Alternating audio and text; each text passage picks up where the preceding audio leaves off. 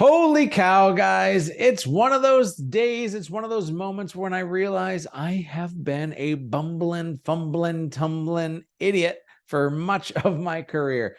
We found a lot of great success through the last years, but it has been a bumpy road. I'm just listening to that cheesy wedding song by Rascal Flatts. For God bless the broken road that led me straight to you, because God bless the broken road of all the mistakes that I've made. I'm here to share with you some of the mistakes I've made so you can avoid it and you can have much greater chances of success. Gang, my name's Erik Hatch with Hatch Coaching, coming to you this and every week or two with a whole bunch of webinars that will bring inherent value and support and success so that you can have everything that you need without fail. Well, I'll fail so you don't have to. And I have some things that I'm going to walk through with you. But for those of you that are listening, those of you that are watching, I do want to share with you that we have nothing to sell whatsoever. And then I'm going to put a little bit of an asterisk on that. And I'm going to say that, yes, I have nothing to sell, but there are people who want to lean in and they want to find more opportunity. And if you want to lean in and find more opportunity, whether it be through coaching or our mastermind community or the products that we have, just reach out to us. We would love to serve you in any sort of way for those that are looking for a little bit more in their world. But as promised, we're talking about the mistakes you should avoid as a realtor. And wouldn't you know, I have made so many mistakes. I'll give you this rich history. Well, I'll call it rich. I don't know if you think it's rich, but I'm going to give you this rich history. I started in real estate in 2006, and I sold 0 houses my first year. Boy, hard to say that guy knows what he's doing if you sell 0 houses. I was a part-time realtor. I was full-time in the ministry. And so my first year, no success. Then 2007, I found a little bit of success. I sold, I think, 10 houses. And as a part-timer, I was really proud of that. I switched brokerages. I was first with a mom and pop brokerage. Then I joined Keller Williams. And in 2008, I sold like 12 houses. And so changed brokerages and just got after it. Even though the market had crashed, we still found some opportunity. Now, 2009, I joined a real estate team. I was a buyer agent on a team in 2009 and halfway through 2010. So I spent about 18 months on that team. And then I went on my own as a part-timer for the last 6 months of the year in 2010 before 2011 going in full throttle into real estate. My first year in real estate, I sold 52 houses, and it was all for my sphere and open houses and referrals, and it was pretty awesome. But I was really slow. This one's not even on my list of things. I put together a nice little slideshow for you all, but this is an important piece that you notice is I was slow to bring on leverage. Halfway through the year, I brought on a part-time college student. I'm going to tell you this, those of you that find success, quite often our own glass ceiling is if we fail to bring on people to help be our leverage and to help us to go and to grow. That was certainly my story early on, as I was slow because I was so afraid of paying somebody's salary. And it was 20 hours a week at $10 an hour. So for $200 a week, I was like, there's no way I can spend $800 a month. What if I don't sell a house? And I was just stuck. And so what my partner Robbie T and I did is we wrote a book, cheesy self-promotion #1 is we wrote a book called The Perfect Real Estate Agent Blueprint. And in this, we take out the emotion and we just put the logic there to say that this is when you can afford someone. This is when you should look to bring somebody on. And we tried to get the thinking out of there because most of us think emotionally and not logically. And so we try to give you a logical blueprint of what to do. So I was slow to bring on talent. And then when I did bring somebody on, the mistake that I made is I brought on somebody in a part-time fashion. That is a huge mistake that so many of us make as realtors is we try to bring on part-time people and we expect full-time results. Here's who's looking for part-time is somebody who maybe has another job. That's their full-time thing and you're getting their leftovers. Or somebody who doesn't necessarily need the money. They just want to kind of have a hobby. Or somebody who only has that limited hours and the limited flexibility. So what happens if you do land that person who's a talent, that last person who has limited hours and flexibility, and then magically they can't and won't and aren't able to give you more time? well, then you're up a creek without a paddle. I play back in my history of all the part-timers I've hired, and I probably hired like 20 part-timers, and maybe one of them has been like an A player. So that's on me. And that's hopefully lesson number one before we're going to actually go through and lay out for you all the things. Cause I want to finish my story though of where I've been and what I've gone through. So started a team in 2012 after hiring my part-time admin, and we grew from 2 people to 13 people in the course of a 12-month period. I expanded way too fast. I was super sloppy with how I ran my team. There were no standards. There was no training. There was no development. I was just providing them very mediocre leads, and I didn't even give them the training in which how to get there. By the end of that year, we had sold 192 houses, but I was 113 of those, which is not a successful team. It's a successful Erik, but it's not a successful team. Nobody else had sold more than like 15 or 18 houses. So can I say with confidence that they were better off with me? No, I couldn't. I couldn't say that. They weren't. It was a son of a gun. So all that to be said, the next year, I'm still at Keller Williams now. It's 2013. We are a mess of a team. It's loud. It's crazy. It's chaotic. And I get kicked out. I got kicked out of my brokerage in 2013. They said, Erik, you're more of a liability than an asset. That was a really hard pill for me to swallow, but it was an important pill because I recognized that my organization was like super sloppy. We were like the wild, wild west. It was like a fraternity house. It was all these sorts of things that were no good for anybody except for me, the guy that was making the money. And that's not how you run a team. And so I got kicked out, invited my whole team to come with me, and 2 people said yes. And the other 11 said no, or the other 10 said no. And I started over right then and there. I was like, oh my gosh, this is so sour. It's so wrong. I started over. I went to a rebound girlfriend brokerage. We finished that year. We still sold 246 houses, but I was 149 of those 246. I was still the majority of our business. I was working 100 to 110 hours a week. It was wild. 2014, I opened up my own brokerage. We finally, for the first time, changed where we sold 411 houses, and I was 153 of those. That was my last year in production, was 2014. And I've made a ton of mistakes along the way. I've made some really, really wise, great choices also. But now, over the last decade plus, I've sold about 7,000 houses under my belt, and we've seen some stuff. So I don't have it all figured out, and I'm still in the midst of new learned lessons every day. But I think there's some things I can help you with that'll help you avoid some of those pitfalls and those craps. So with that, let me go to the old slideshow. I put this together for you so you can understand that there are some mistakes you should be avoiding as a realtor. This is whether you are a solo agent or running a team or anything else. I think that this is going to have place and precedence for you. The very first thing is to ignore the no-brainers. Gang, I want you to be clear and understand this, that when I was a part-time agent, and I'll bounce back to this screen here. When I was a part-time agent, I didn't treat this like a job. I treated it like a hobby.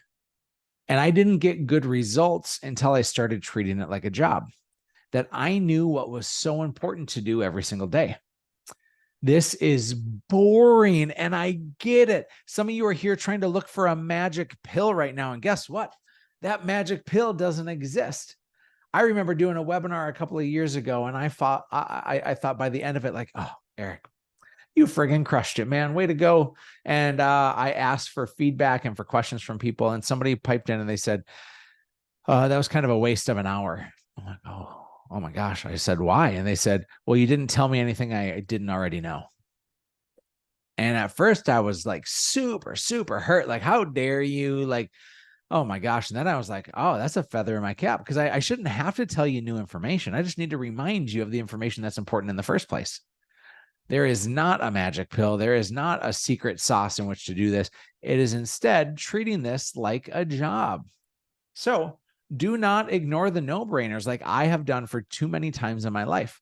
Role play, lead gen, and lead follow-up. I want to break these down for you so you understand what they are.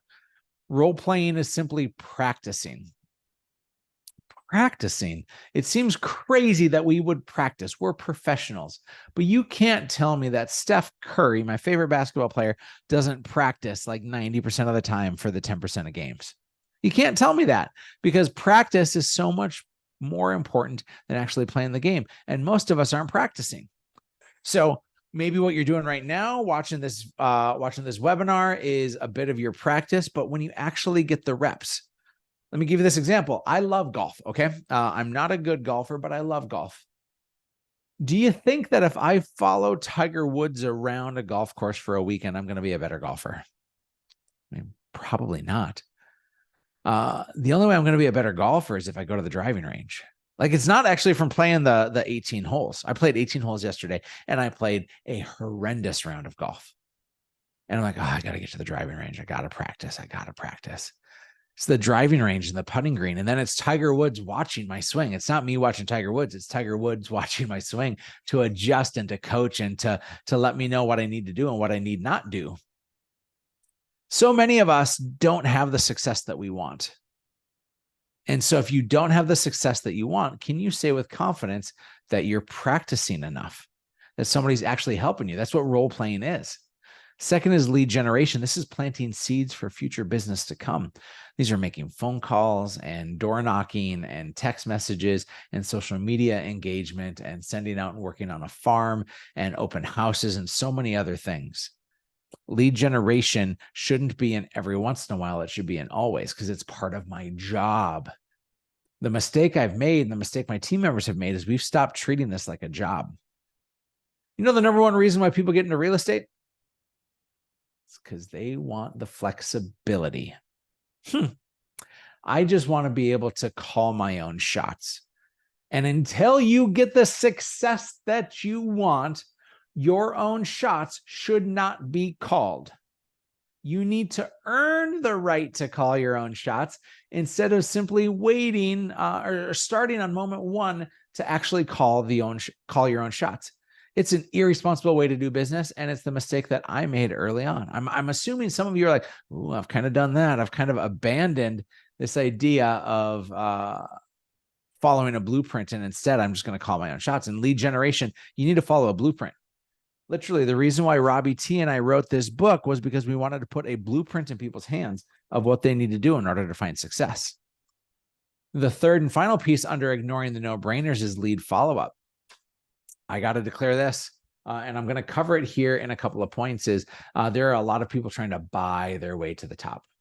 That has been my sin for a long period of time in this business. We've spent way too much money to try to buy our way to the top. And that is a losing proposition 7 days out of 7. Most of us have a database, whether it be purchased or earned, whether it be our social media friends or anything else. Most of us have a database that's really robust. Where we make all of our wealth is when we actually know how to extract things out of that database.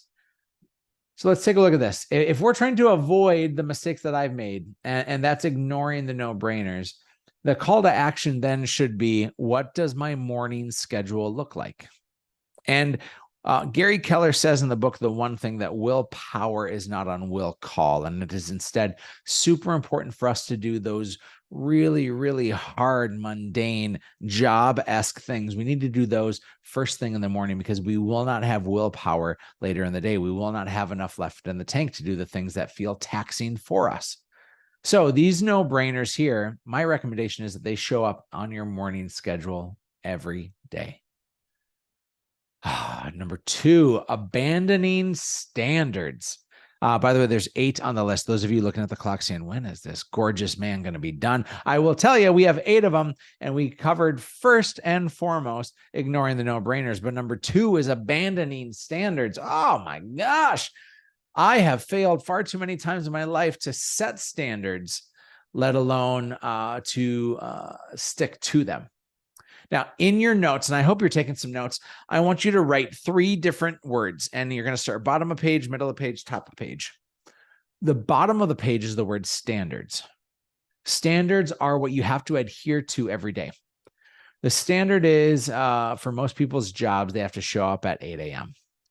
The standard is for a student that they have to do their homework. The standard is for you that you have to show up at a certain time. that you have to make certain phone calls, that you have to make X number of contacts, that you have to write X number of contracts, that you have to get people under contract, all these things and so many more are standards in our industry, but standards fail to inspire so many people. Standards don't inspire, they manage. In fact, I'd encourage you to write that down, that standards don't inspire, they manage. Well, where does inspiration come from then? Because I think inspiration is like the NOS that Vin Diesel uses in Fast and the Furious. It gives that little extra boost for what's already going in the right direction. If you're in a parked position, you can't put some NOS on your stuff and expect to really take off. It is instead when a vehicle is already in motion. And so if you're already in motion, here's how you inspire. Remember, we said standards is at the bottom of the page. The middle of the page is the word goals. Goals would be the individual goals of yourself and or of the agents that you're leading. See, remember, standards manage where goals inspire. I love this part.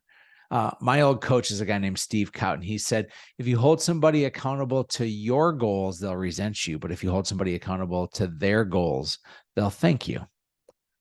See, a standard says I need to make at least 20 phone calls a day, and I need to talk with at least 5 people. Maybe that's my standard.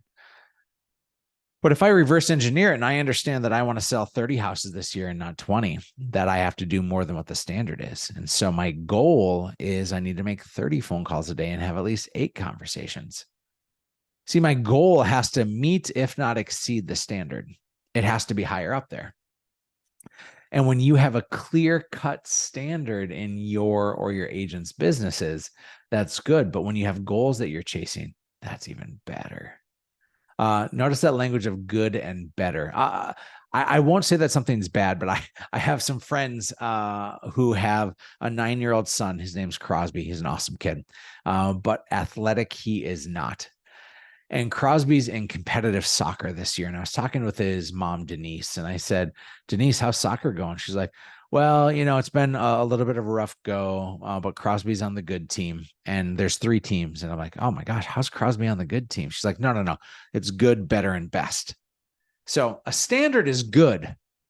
Standard's not bad. It's at that base, right? But what's better is a goal. A personal goal. What is it that you want?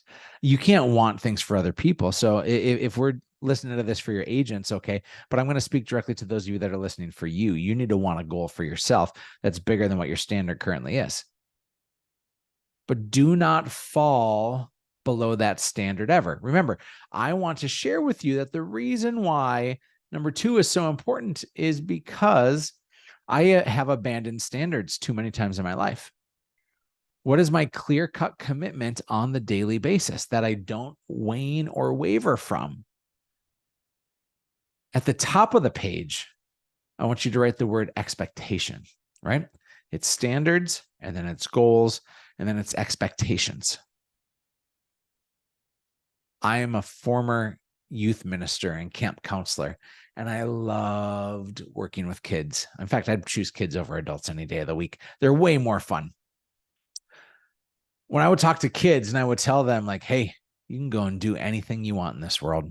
You're super talented. Those kids were dumb enough to believe me.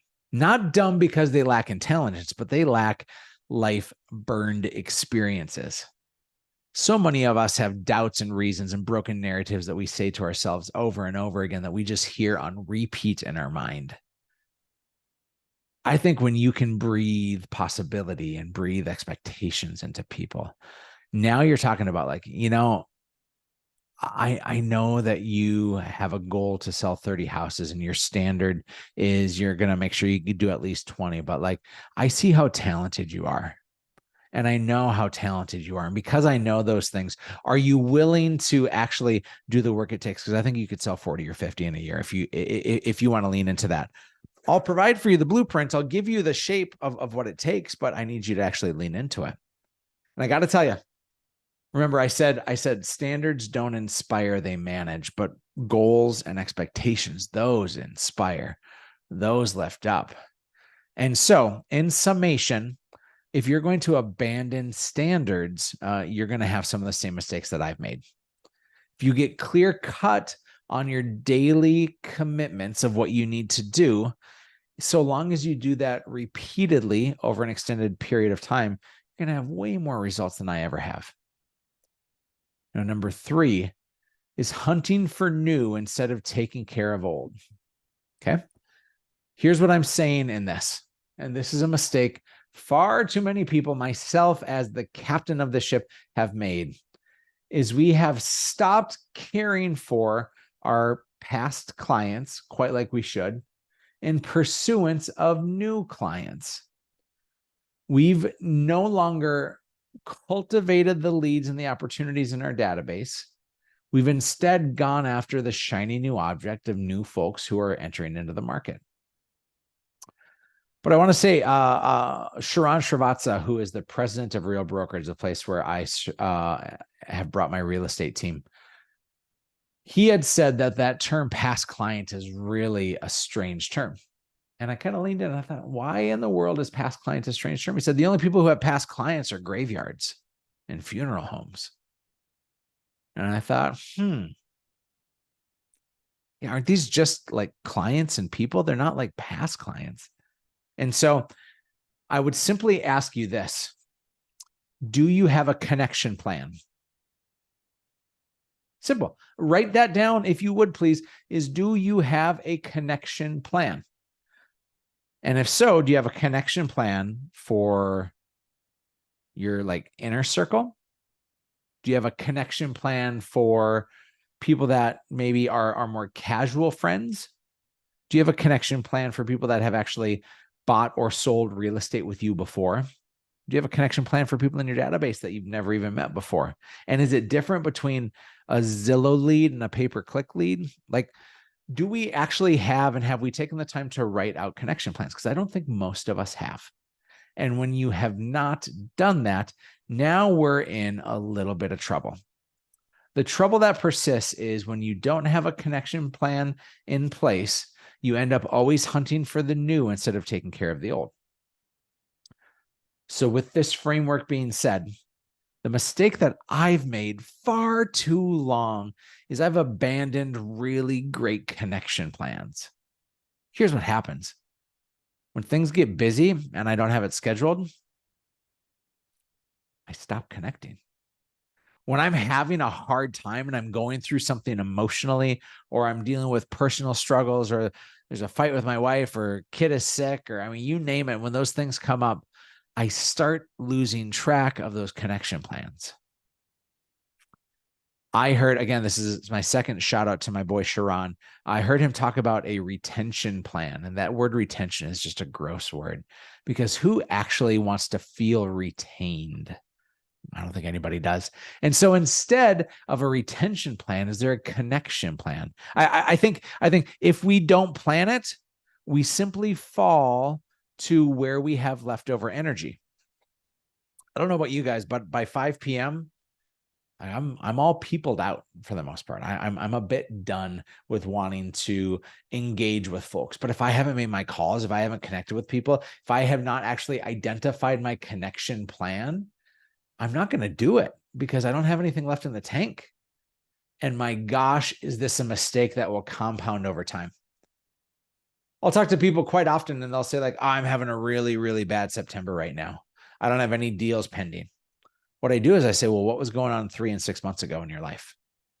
Did you fail to plant seeds consistently? They'll be like, well, yeah, that's when my mom was sick. Oh, well, that makes sense. Now you're reaping the benefit, positive or negative. You're now experiencing the consequences of your inaction from months ago. So I say all this because I don't think we should go and buy new business. Like, I think it's a small part of it, if anything, but I think so many people and the agents that will stand the test of times are not the ones that are buying the most business. It's the ones that are making the most of the relationships that they have. And that comes with a connection plan. So here would be my challenge to you, and my charge for your action is to actually write out a connection plan for the aforementioned, right? Number 4, failure to build a big reputation. I did this wrong for a long time, and I'm starting to build it up now, but reputations are really interesting, right? You can do everything right, and if you take just one little misstep, That's what you'll be remembered for. Reputations are fragile, but they also can be compounded over time. I've poured into social media. In fact, social media is one of the main accelerators of how I was able to go from a part-time agent to a guy leading a team selling 1,000 homes a year. Social media played a major, major factor in that. Well, how did that be? How did that come to be? Is I was massively intentional on contributing, and I built up for myself a reputation as somebody who was both engaged and engaging. I would encourage you to write both those down. Engaged and engaging. And I think social media plays a part.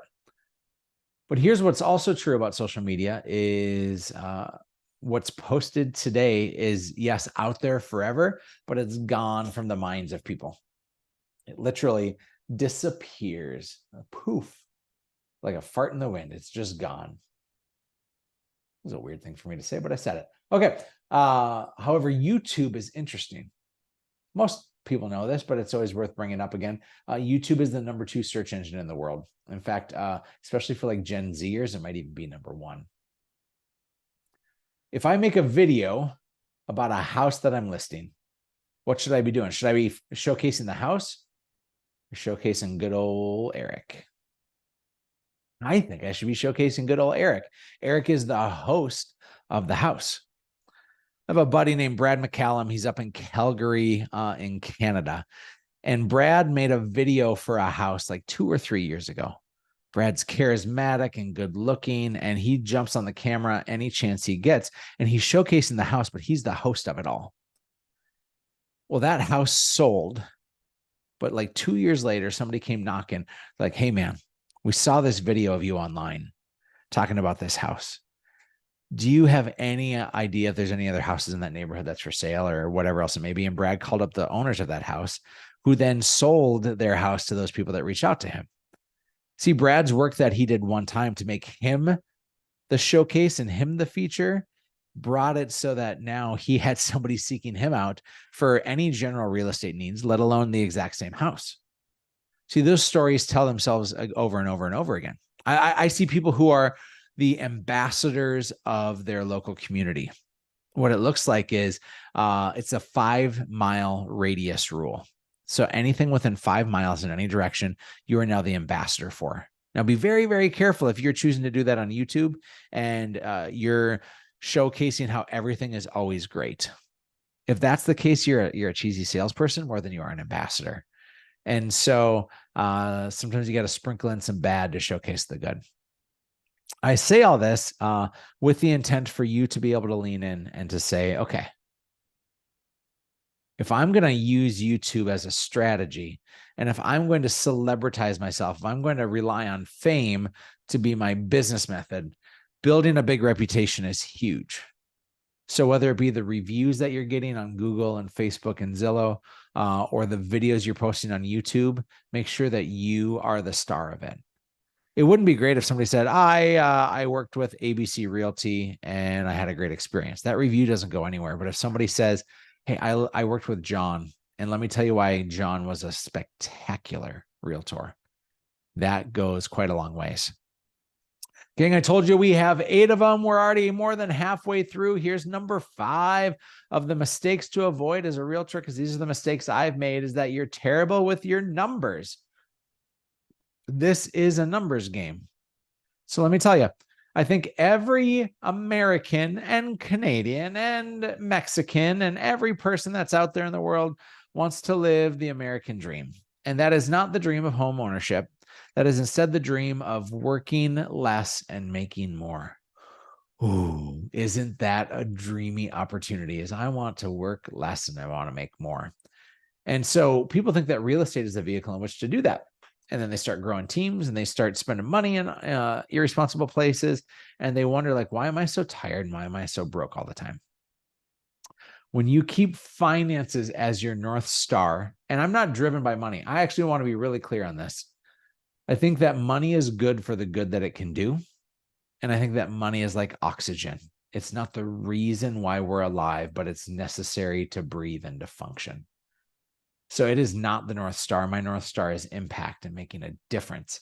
But I will say this is if you don't have any money, it doesn't matter where you're trying to get to. And so there's 3 ways in which to make more money in this industry.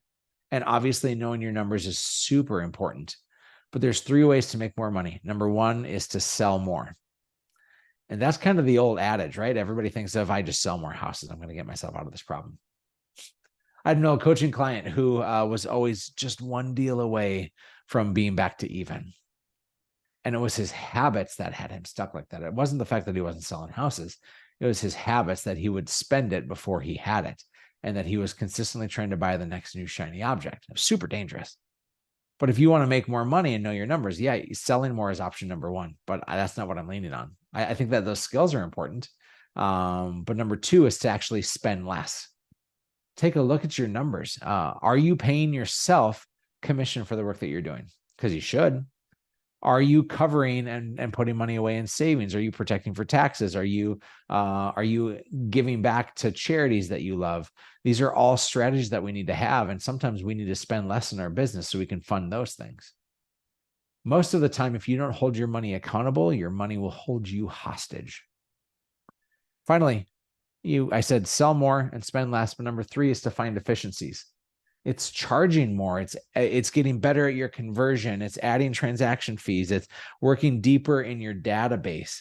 These sorts of ways are opportunistic for you to jump in so that you can be not terrible with your numbers, but actually make more money.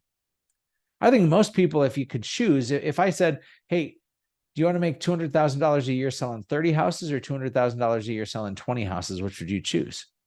I think almost everybody would choose 20 houses instead of 30.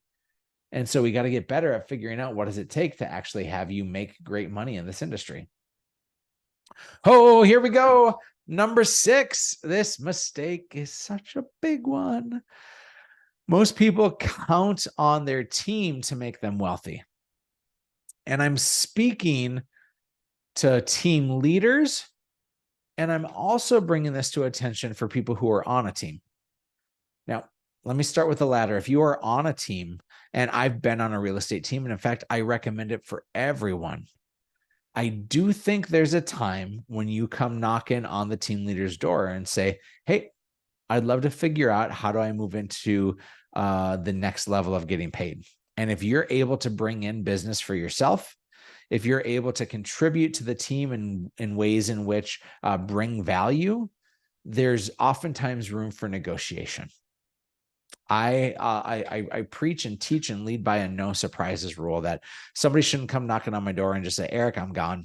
This doesn't work for me anymore. Instead, it should be an active conversation that we have over and over again. So if you are a team member and you're bringing in a massive load of business and you're contributing mightily to the organization, I'd encourage you to talk to your team leader to say, hey, how can I continue to grow here? It's a really fun conversation. The conversation doesn't go well when you say, I deserve. Conversation goes pretty well for you to say, how do I earn? That little iteration can be really valuable.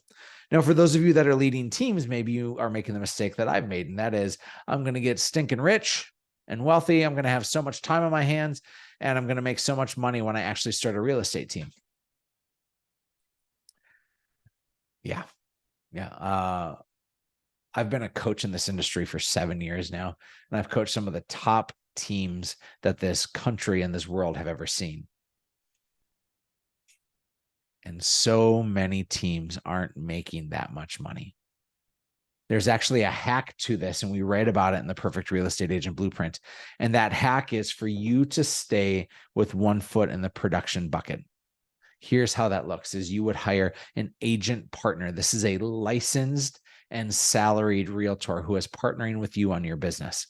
They are the nurse to you being the doctor. You take off all of the all of the consumer facing showings and check-ins and everything else, and you instead are leaving that to your agent partner.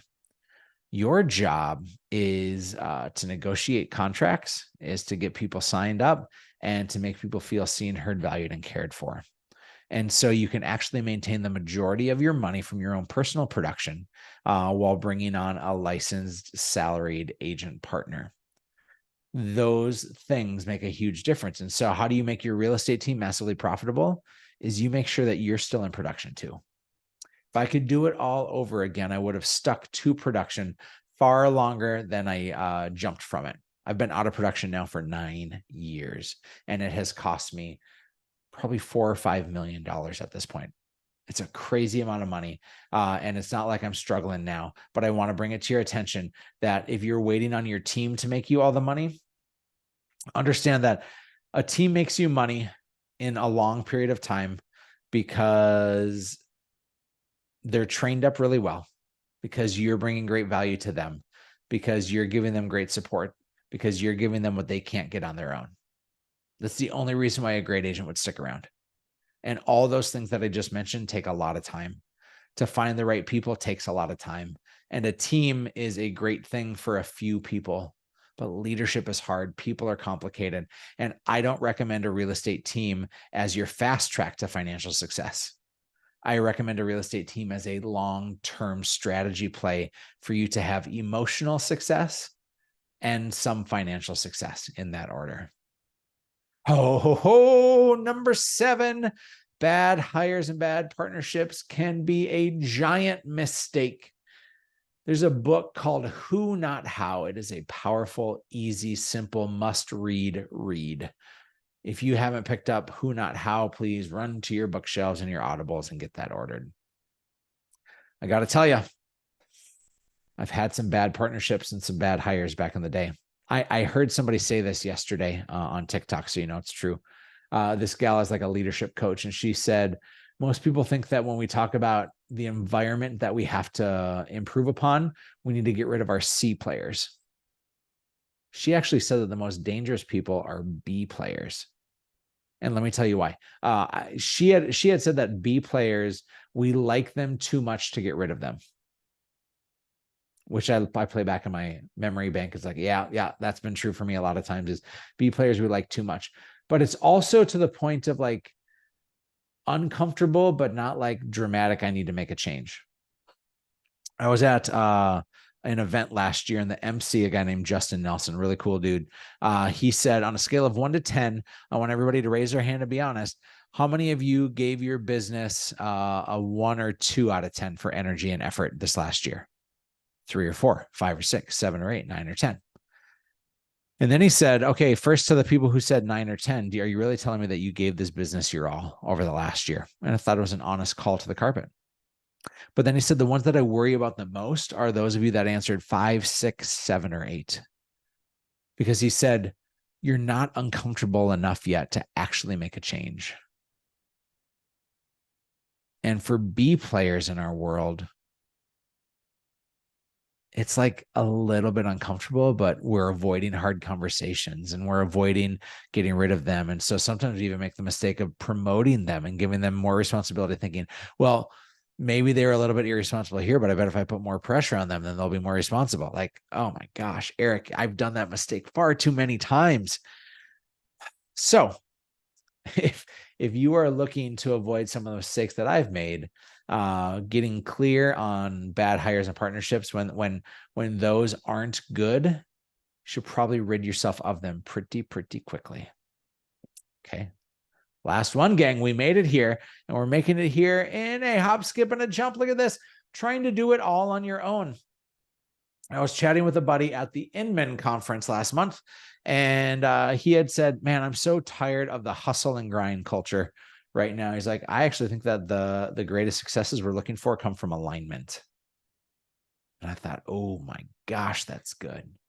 When everybody's rowing the boat together, when everybody's viewing through the same perspective, like alignment is so much more important than hustle and grind. And so I think so many people are trying to do this on their own as solo agents, or even if you're on a team, you keep to yourself and you don't connect and engage with other folks.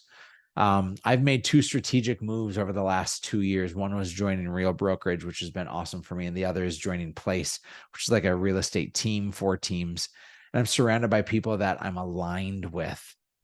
And so when there is an inherent level of trust that's established through the alignment of the relationships that you have, you're going to be in a far better place, far better. So I say all this, and my final call to the carpet for you is to say, if you are looking to accelerate your business, sometimes trimming the fat and avoiding some of these mistakes that I've made will help you go faster and farther Or maybe you just need to stumble and figure out these mistakes on your own. But nonetheless, you can't say I didn't warn you at this time.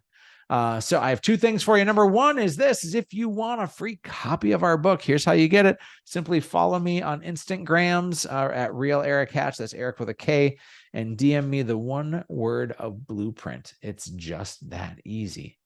And I also shared with you that our kind of our sweetest alignment thing that we have is our mastermind. We have huge value that we give. This is our sweetest spot for the people in our world that are the most ingrained, that are the most captive. And if you're looking for a sandbox to play in and people to connect with, this could be something really great for you.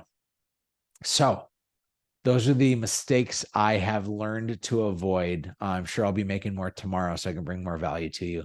But if we can serve you in any sort of way, just let us know. Gang, it's been a joy. I'm going to stick around and answer any questions y'all have, and I'll press record if it's worth the rest of it. But I will catch everybody else on the flippity flip. God bless.